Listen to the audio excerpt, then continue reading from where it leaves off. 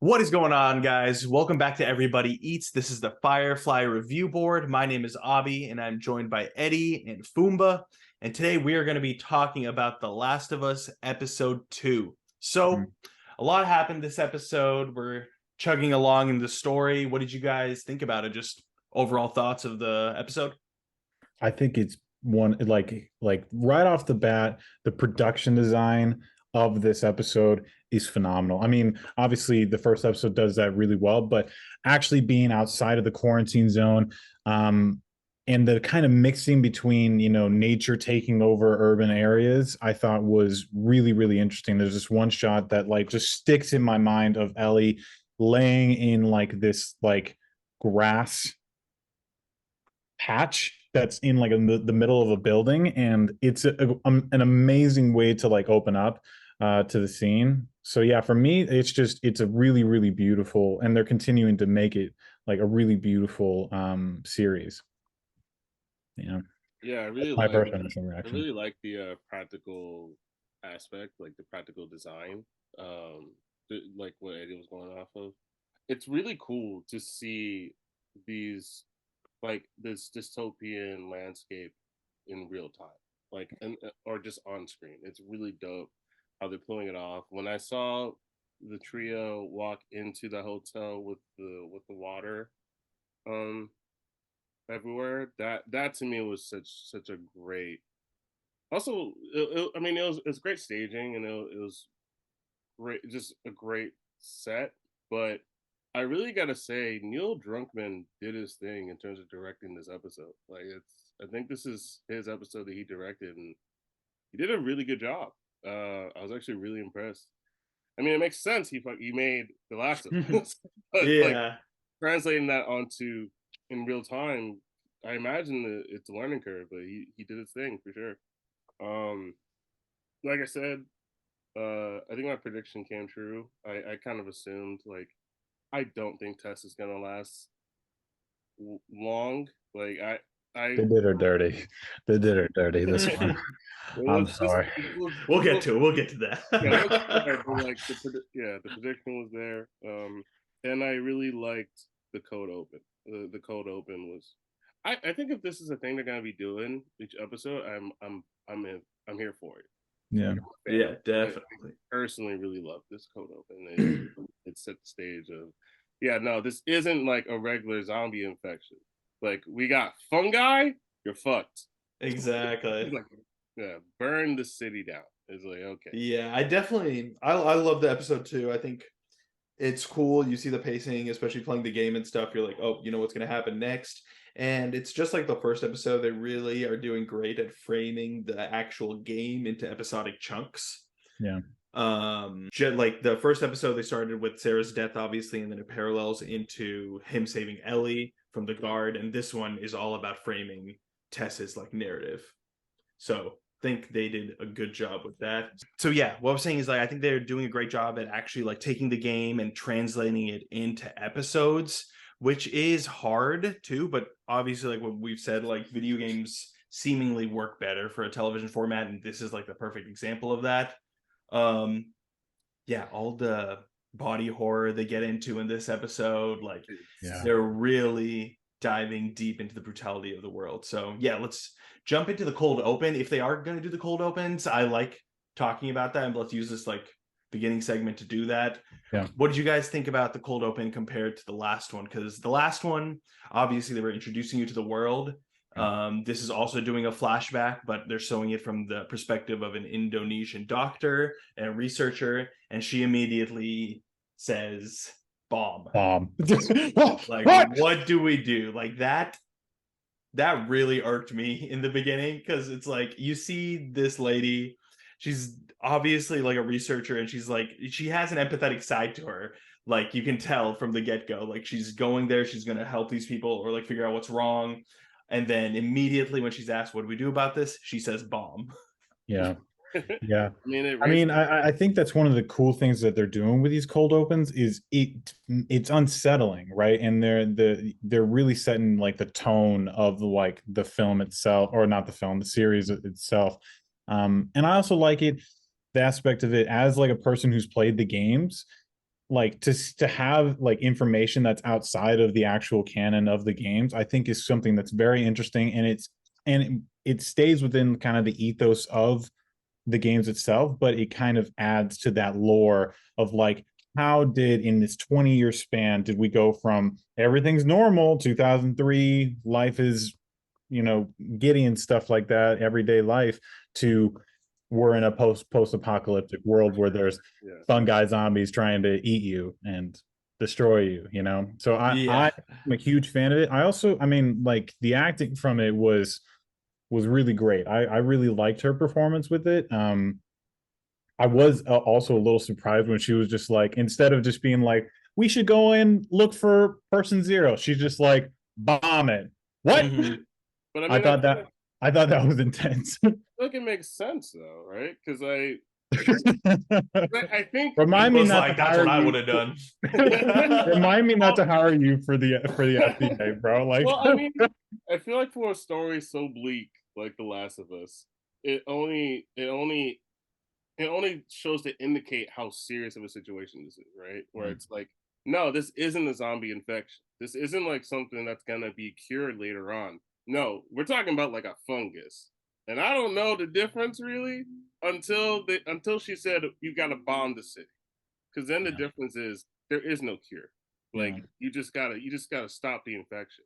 And if you yeah, can't stop the infection, yeah, I gotta hang out with my family. Like the stakes are immediately like stated in these opening or these code openings, and I really appreciate that.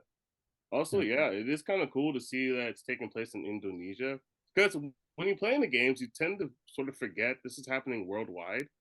It is a pandemic. Mhm. Like it's a global pandemic, but you're stationed only in certain parts of the U.S. when you're playing the games. So it kind of did remind me like, oh no, it's not just America. It's everywhere. Everywhere is dealing with this. Exactly. Right, right. Yeah, I thought that was pretty cool. It gave a lot more perspective of how serious of a situation this really is. Yeah. But Abby, you were saying that you weren't super satisfied with it in the beginning when she said bomb. Would you want to Oh, elaborate a no, little? no, I liked it. I Oh, thought okay. that was Okay. great. Yeah. It definitely adds to like the brutality of the world. And yeah, it is like those are the parts you didn't get to experience in the game because the only part pre everything like pre-collapse of society we get to see in the game is just in that car with Joel, Ellie, and Tommy, you know? So Yeah. now just seeing all this like crazy world building is some of my favorite parts of the show because it really does add to like how do we make a television adaptation better than like the Right. source material, and they're nailing that like for sure. And Neil Druckmann, dude, yeah, it's like this is his baby, you know, like finally getting to direct live action his first time too. He definitely, like Wolfengo said, he nailed it. Like Yeah. everything from like that choice of Ellie lying in the grass and like Hmm. seeing just Joel and Tess like staring at her, you know, like you can really hammer in those moments about like how they felt and yeah, just in the story. But Yeah. the cold open too, we're gonna use this to segue into the next part, like similarities and differences from the game and TV. A huge part of the game is the spores Yeah. and the fungi, obviously, but in the show we've seen in this episode, which is the craziest part to me, was like the interconnectedness of Yeah. everything, you know? Yeah. That's gnarly. Yeah. That's terrifying. Yeah. It's terrifying. And Like I also especially using that cold open to just show that final shot of like the I don't what are they? The tendrils, the I don't even tendrils know what coming that out of the mouth, you know? And that's how like the episode starts and how it ends with Tess too. So yeah. it's just crazy, man. Yeah, I really like what they're doing with the cordyceps, and like it, because I feel like in the game like they do a good job of like showing the infected and like the spores aspects and everything, but like the fact that like when you like the cordyceps that are in the mouth, right, and you see like them moving like to seal that they are these own like sentient beings that or fungi that's like coming to get you, it's terrifying. it's it makes it so much more like it I don't know, it just takes it to a whole new level for me beyond just like, hey, like these are some spore elements that are like in the air, don't breathe it or else you'll get infected. It's like, no, this is like a mile long organism, and don't step on the wrong vine, or else a whole horde of zombies are going to come and get you. I thought that was a really brilliant move. Yeah. It makes everything from the game. scarier too, you know? Just it's so much scarier. like it's more scarier, it's more unique. Like this is like the rebirth of the zombie like hype, you know, in like TV and movies. And now we get to experience it because Last of Us was around during the peak of that zombie era. And now we get to see it like revitalized for a new audience. And now they can do it better because now it's like the legacy zombie show, but they're doing it right. And it's unique in its own way. Yeah, no, because I love how they're really going ham on the fact that like, no, this is not, because even in the original game, you're treating it like it is sort of a zombie infection, but like the way you handle it. But like this game, it's like, no, the show rather, it's like, no, we're making a clear distinction. This is not a zombie infection. This is a fungal infection. So of course they're going to be connected. And I thought this was a really smart way of playing it. But I think what I really enjoyed of it, first off, oh my God, the actual design of the clickers is so tight, but so terrifying. Like, it's so terrifying to me because it just, first off, I'm thinking like, how many hours did you have to spend putting on that makeup? It must have been like at least a day. I mean, just the design aspect of it alone, like to like actually design it so that it looks accurate to the game, but also kind of refreshes it to a live adaptation. Oh, yeah, and like I couldn't tell. Like there was a lot of practical effects. They actually used the budget for most of the world for practical effects. I love that, all the vines and everything. But the clickers looked like they had a combination of both, which I think was super well utilized if that was the case. And I think like that's what we should be striving to do, not using CGI as like a complete workaround, you know, but using it as a tool to like make what we're doing even better. Like why lose the practicalness of it, you know? And that's just like such a small detail that adds to the world and adds to like, you can tell this is a passion project by everyone involved. Like people are giving a shit about this like show. And it goes down to every detail. Like I love it, dude. Seeing a clicker on an HBO show in front of your face screaming, and it was more than satisfying. Like that's all I could ask. It was legitimately terrifying, bro. Yeah, like, it was legitimately scary. And you know, that was the other thing I was kind of afraid of, because in the game, you know, you have to sneak around, but for the most part, you're going through these clickers pretty heavily. But like, I got a million times by clickers. Okay, dude, I still have that sound in my head. Like, I mean, sure, and you just like start over. I got triggered. Oh man, real. Seeing Joel getting bitten by a zombie way too many times. Yeah. Try and throw a brick at him, you know. Exactly. I was waiting for it. I was like, this is the perfect opportunity. Grab a brick, throw that fucker on the other side of the room, you know? And I hope they do it and it's not like a whole fan servicey moment where it's the brick. I hope it just happens. And yeah. It doesn't like murks him. It just has to be there. Yeah. Exactly. Yeah. I thought one big difference that they did obviously was the fact that like they took them out of the tall skyscraper and stuff like that, and they had just brought them back into the ground and put them into the Boston Museum. I thought that was a really interesting change from the game. They were in the museum in the game too, though, for sure. Oh crap, man! It's been a minute. My bad. Yeah, I think all those segments were there. Like every building they went to, which is cool though. It's like they're actually, and I've been seeing like people tweets from like level designers of Last of Us, and like the hotel lobby scene where well, we'll get to that, but the just seeing level designers saying like it's crazy that like my like contributions to this video game has now made it to TV. Like how often does that happen? Like never. It does, and I think this is one of the big things is to respect, especially when you're making video game adaptations. If it's popular enough to actually get a film or a series adaptation, it already has its fan base, right? It already has a lore behind it that people are like believe in and they're really big fans of. So the big thing with it is this proves that stick to the source material, right? You have, and they're showing with these cold opens that there's flexibility to move beyond the current lore of the game, but to really just stick to the source material, because the fans are going to want to see it who played the game, but also it's already been proven to be a good story. Why why change something that's good? You know what I mean? Exactly. Yeah, like, don't change it, add to it. You know, Yeah, if it ain't broke, don't fix it. You know yeah, what I'm saying? yeah. I do think about Craig Mazin as the lead writer for this, because I remember he had a quote that pissed off a lot of the core fans, where he was something about how pixels, like shooting pixels, is different from like painting it in real time and like flesh and blood characters in a show. And yeah, people took that as a term to like demean or denounce video games as though they're not as serious as film.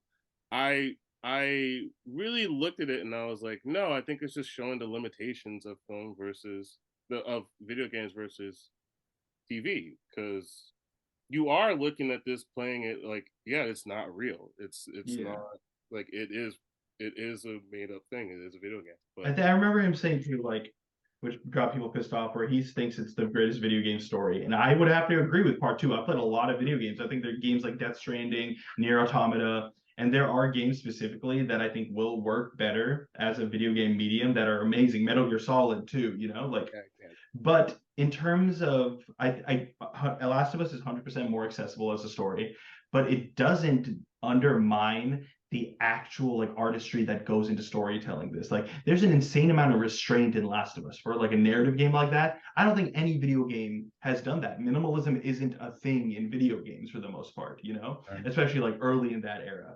So when he meant that, like there's a lot of people who strongly feel that it is one of the best video game stories, if not the best story. But yeah, I don't know. I think a lot of people just like kind of ran with that quote and just were saying their favorite video game story. So it's like that's fine too, you know. But like, yeah, that's cool, dude. Everyone calm down, all right? Everyone just stay calm. Yeah. Okay, but let's move on to like more similarities, differences. I want to talk about Ellie and Tess's relationship because in the game, Tess isn't very open to Ellie. There's not a lot of moments to do that in video games. They really hammer down Joel and Ellie's banter much more than Tess and Ellie's. So seeing that in the game was super cool and probably one of my favorite things that happened so far because you get to see Tess and like her relationship. Like she could have been a great mentor to Ellie. And she could have been like someone like she looked up to, you know. There's like a warmness, a tenderness, especially being like another. She doesn't have a lot of strong women figures in her life other than like Marlene, you know. And that's what makes it even more tragic with Tess's ending, I think, because you see Joel and Ellie lose someone there, and they build that relationship with Tess and Ellie real quick to make her feel that loss. Yeah. But yeah, what did you guys think about that? Yeah, I mean, I think I 100% agree. I actually really did love that they had Tess interact with Ellie more, and they really did seem like they were bonding. At least, definitely a lot more than Joel and Ellie with the animosity that they have currently, because they do not miss each other that much. But you can start to see that happening, and I think that for a lot of it's Tess understanding and seeing a lot of herself within Ellie, right? And it's such a small, there's such small exchanges, but they have a lot of weight to them. Really cool to see that. So it only hurts more when the inevitable happens with Tess. And yeah, I think about that and just the core of the show, where this show is about, making the most out of what's there and being close to the people who matter, or making these familiar connections with people who are closest to you, and how inevitable loss will take place, right? Make most of what you got. Exactly. That's like just the point of this series. I think that kind of comes down to that one shot, going back to that shot of Ellie kind of laying in the grass, right? And she's just sleeping there, right? And you go from the beginning of that episode where Tess and Joel are just sitting there like looking at her like a science experiment, like, when are you going to turn, because I'm going to shoot you, you know what I mean? Yeah. And to go from that moment where you're essentially at that, by the end of the episode, Tess is saying, I believe in this, and she's wanting that spark of hope, that spark of redemption that she sees for all the bad things that she's done in her life, right? She Yeah. even said that to Tess, I'm not going to talk to you. I'm going to talk to you like an adult, okay? We're not good people, right? And for her to go from that point of view to being to all the way to the end where it's like, no, we need to protect her. We need to get her there, not so much for our own personal benefit, but for the benefit of mankind, the benefit of our species, right, against this fungus, fungal virus. Yeah, but I like, and especially at the end where I don't exactly remember how Ellie reacts to Tess like sacrificing herself to the military in the game, but the way that they handled Ellie and Tess's exit was really great because Joel is saying it like understands the reality of the situation, and as painful as it is, and I think Pedro Pascal does a great job of demonstrating the pain within his facial expressions of like the loss of like essentially his partner, right? They don't really go deep into like their relationship or anything like that, but the loss of his partner, right? So he has that one last moment and he grabs Ellie and they just book it out of that room, right? And I think God, what's her name again? Bella Ramsey does an excellent job of kind of demonstrating the pain of that loss, right? Yeah. That's so I thought it was a really great highlight. Tess's ending though. Oh, yeah. Can we we'll jump into that in a sec. Definitely yeah, the difference between, or what does she say? Tess definitely I don't remember if she says something in the game that hints more of the relationship, but she does in the show where she says like right before she dies, this is kind of segueing into the ending where she says like, I never tell you anything, like I never told you to feel how I feel. And that part like hits too, because it's like that talks about Joel, where it's like he's never moved on from Sarah's loss. He will never get close to anyone again until Ellie. Like he is giving himself to protect Ellie. Like, and that's what the show is about, even, and that ties in with Tess's like death, her sacrifice, And then she says, save who you can save. And immediately grabs Ellie and runs. Like the show is now starting. And dude, amazing. Like that's such a way to like end the episode. Yeah, it's a great inciting incident for Joel and like sets a good foundation for their relationship, especially like the fact that they were partners and stuff, Yeah. And it's stronger than I think the game's version of Tess's death is really good too. The sacrifice stuff is still there at its core, and the game Fedra agents come and she stalls them. In this one, they're going out with a bang with the zombies coming in, and they finally showed what they talked about in this episode where someone steps on a vine, zombies from all outside areas start swarming in. We get to see that in action, which is cool. But then the kiss happens. What do you think that was all about? Okay, so I just want to take a moment to appreciate the buildup, the tension with it, because obviously there's a match, right? We know it's going to blow up, but it's just a matter of when and how and if, right? And the buildup that they have with it is sensational, especially because like at first when like they're all just like running in and they're not noticing Tess, I was like, damn, they think they just assume that she's one of them, at this point. But then that's kind of what I thought it was, is like some fun guys trying to get some hot and heavy action, you know what I mean? No. I don't know. That part was horrific to kind of look at. Yeah. And it's definitely, to me, I think it's paralleling from the beginning, obviously just in a visual sense, just about we see it come from the mouth again. But I think what it's really trying to hammer down is that these guys, like, it is pure mob mentality at its like bluntest and purest form, where they're all interconnected. It doesn't matter. They are a hive mind, they're all one entity at the end. So I think like they're like making her like one of them in whatever way visually they could have done that. I think it was gnarly, but like that moment hit too, because you're just sad and then you're shocked and then you're just like, what do I do with myself? I need to go take a shower. I need to go brush my teeth real quick. Exactly. Give me the Listerine, Yeah, I feel For I feel real. so gross watching that scene. I was just like, oh, I didn't sign up for this. This is not it's not what I expected. Not my Last of Us.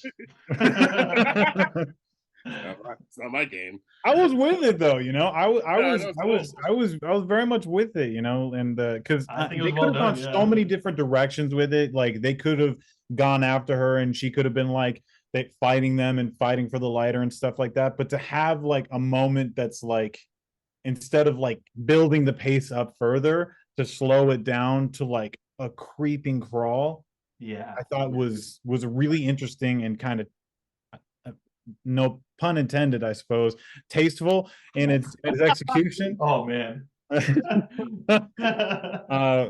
Yeah, and I agree with you. The whole hive mentality, and they're just doing such a great job with this show of showing that living organism aspect that the fungi kind of has, which I don't really think the game like really utilized fully, probably because of the technology in game mechanics or animation back then. But nonetheless, in this version, it's really really fascinating to see that they're actually kind of focusing on the fungi as like the literal antithesis. No. Antagonist. Thank you. Thank you. No, I agree. Antagonist. No, Yeah, I agree for with real. you. I went to film school. I know someone else.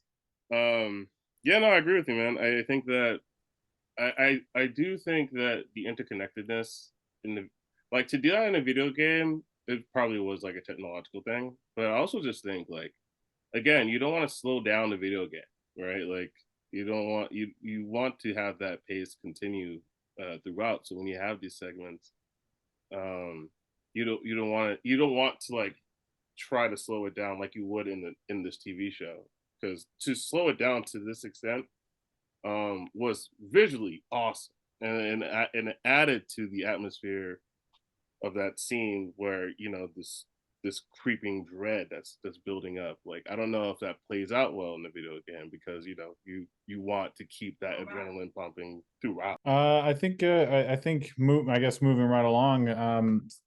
Some of the I mean, there's so many good moments in this episode. It's hard to kind of lay down onto like one favorite moment. I mean, like the cold open is fantastic. And I do appreciate the fact that they actually weren't speaking English in it. I just kind of feel like that kind of grounded it a little bit more. We can all 100%. read, you know what I mean? Yeah. I don't need to have them speaking in an accent or something like that. Just speak in your native tongue. I think we can all get behind that. But for me, I really think the introduction of the clickers and how well they do with it, and like the costume design and the makeup, it's just so immersive. And that was by far probably my favorite moment. And I was just sitting there on the couch squirming. Yeah. Because I could it's just so unnerving, and I've died so many times from these mother truckers. You know what I mean? Yeah. It was really really amazing to actually see them come into like life adaptations. So yeah, that one probably for me is my favorite moment. What about you guys? I'm definitely gonna go. This is the scene I was talking about earlier, the hotel lobby scene. It's very small, but it's when Bella Ramsey, Ellie, is doing like she's trying to be a kid. She's trying to live a life that she doesn't like know. It's like she goes up to the lobby card, she's like ring, ring, ring, pretends to check herself in, pretends she's like the guest and like the hotel employee, and then Joel's just like, you're a weird kid, and then she just retorts back like, you're a weird kid. It's such a small moment, but that's like directly from the game. And that was one of the things we're talking about, like seeing the tweet from like the level designers. Like, I don't know, it just like you see Joel and Ellie now, Yeah. and it's crazy. And Bella Ramsey's Ellie isn't exactly Ellie from the game, but she's already like made it her own, and like you can just get behind it instantly. I just love their banter in the games. It was one of my favorite parts, and seeing that just on screen, it just like it's awesome, dude. I mean, they even go even further with that in the scene where like it's underwater, right? And she's like, I can't swim. Yeah, like, exactly. Like in the game, he has to go get a raft for her, and in this version, they're just like, screw it. He's like, It's It's not that deep. Yeah. I wonder if they're gonna do it, dude. I wonder if we're gonna be rolling some trash cans around or getting some ladders. The worst part is you can't find it, like where am I gonna do Exactly. it? And then you realize it was right in front of you the whole time. You just missed the triangle prompt. Yeah. What about you, Fumba? What was your favorite moment? Yeah, favorite moment. I think mine really is the ending scene with Tess, or just that whole little segment right there. Mhm. I mean, I not necessarily the kiss, like You dirty dog. MTV Best Kiss Award, like, dude. Let's make it I was happen. like, whoa, wait a minute now. We'll rewind it. Nah, man. I really did love what they did with Tess in this episode, and that ending scene, because I remember that scene in The Last of Us so well, because it was such a important, like, it was the send off to from the beginning and into the actual story, like what you said, Abhi. So to have that and to have it be added on to you, like you see more of the dynamic between her and Joel, you see that you're losing a potential like influential figure in Ellie's life. Like you're losing a lot with the end of with Tess doing this as opposed to what's happening in the video game. Which For like sure. Tess, like losing Tess sucks, but like it never really felt like that much weight as opposed to this. And then you see the clickers and you see how much of a threat the clickers actually are. Mm-hmm. Them being connected, and it's like, holy shit! Wait, no, this is different. This is different. This is new. Yeah. And yeah, no, I did think the tendrils was.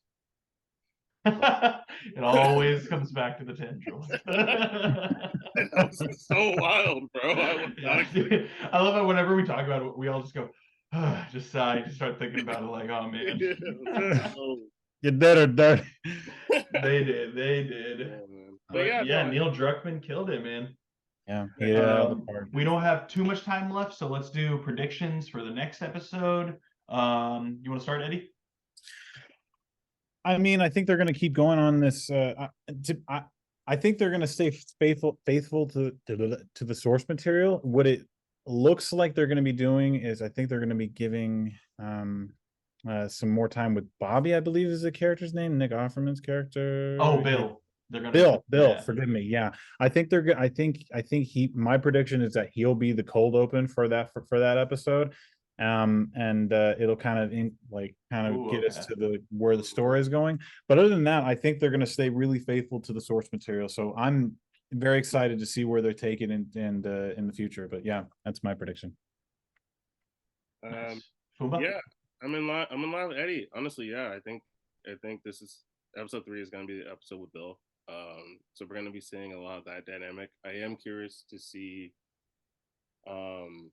like if it is a cold open, do we see that dynamic between Bill and his partner? Mm-hmm. I think so. Yeah. Right. Yeah. So I'll be interested in seeing how that plays out, just because we didn't get to see that in the video game. But yeah, I'm in line with Eddie's prediction. Yeah, 100%. I think I'm on the same wave. Definitely just going to be used to flesh out Bill's character some more. I think the cold open is going to be with him and his partner. We're going to see that relationship instead of just like hearing about it a bit and like reading like notes and stuff and collectibles. So I think that'll be cool. Like another opportunity for them to really take that adaptation and like put their money like where it counts. Right. And I think it's just going to be going from level to level in the beginning. And I think when winter hits, that's when we're going to slow down. But I think we're going to go stage to stage. So it's all going to be Bill's Town next episode. And I think there was one of those big not boss, but like bigger zombie things at the end, right? The exploder guys. Yeah. The bloaters, yeah. So I think we're going to see some of those next episode, hopefully. Oh my god! I'll be really interested if they keep it to the source material, because in the video game, the first time you see a bloater is in the basketball court. So I'd really like to see Joel just like booking it around the basketball court, with his shotgun as Ellie and Bill are just sitting up there like, wow, he's really fast. He's really doing it. Tom Cruise run, bro. You just got to do the laps. You know what I mean? That's the key to survival in zombie games. Laps. It's all about laps. Kite him away. All right, so let's do final scores. I'm gonna give this one 4 bricks out of 5. Ooh. Eddie? Yeah, I'm gonna have to give it about 4 bricks out of 5 as well. I'm gonna say solid on the 4 bricks. Yeah. Hell yeah. It would have been 5 if he threw it when the clicker was in there, okay? True, but he true. threw that opportunity away, you know what I mean? Yeah. You know what? Yeah, I'm with you guys. I'm taking 4 bricks out of 5. Hell yeah. Very solid episode. Sweet. Well, that concludes our episode. Thank you guys for tuning in. We're going to be back next week for episode 3. Hope you guys enjoyed the video, and we will see you soon.